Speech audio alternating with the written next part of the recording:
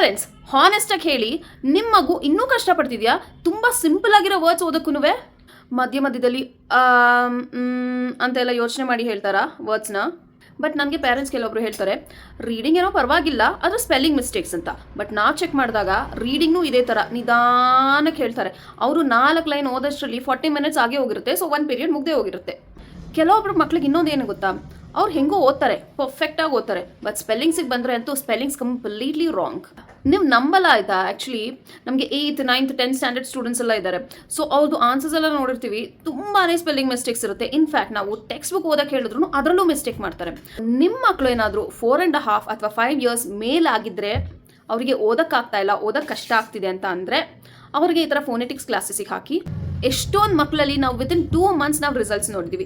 Given another 1 or 2 months proficient ಆಗೋಗ್ತಾರೆ. So ಅವರು life long ಅವ್ರು ಸ್ಪೆಲ್ಲಿಂಗ್ ಮಿಸ್ಟೇಕ್ಸ್ ಮಾಡೋ ಚಾನ್ಸೇ ಇಲ್ಲ. ಸೊ ಇದು ಬಂದು ನಾವು ಒಂಥರ ಪ್ರೂವನ್ ಮೆಥಡ್ ನಾವು ಯೂಸ್ ಮಾಡೋದು. ಸೊ ಇದು ಕಂಪ್ಲೀಟ್ಲಿ ಆನ್ಲೈನ್ ಕ್ಲಾಸಸ್ ಆಗಿರುತ್ತೆ. ಅದರಿಂದ ನೀವು ಇಲ್ಲಿಗೆ ಕರ್ಕೊಂಬರೋದು, ಟೈಮು, ಟ್ರಾವೆಲಿಂಗು ಅದೆಲ್ಲ ಡೌನ್ ಆಗುತ್ತೆ. ಆಮೇಲೆ ಒಂದು ಬ್ಯಾಚಲ್ಲಿ ಲಿಮಿಟೆಡ್ ಸೀಟ್ಸ್ ಇರ್ತಾರೆ. So first come first. So to know more details about the same type phonetics, will get back to you on the same. Thank you.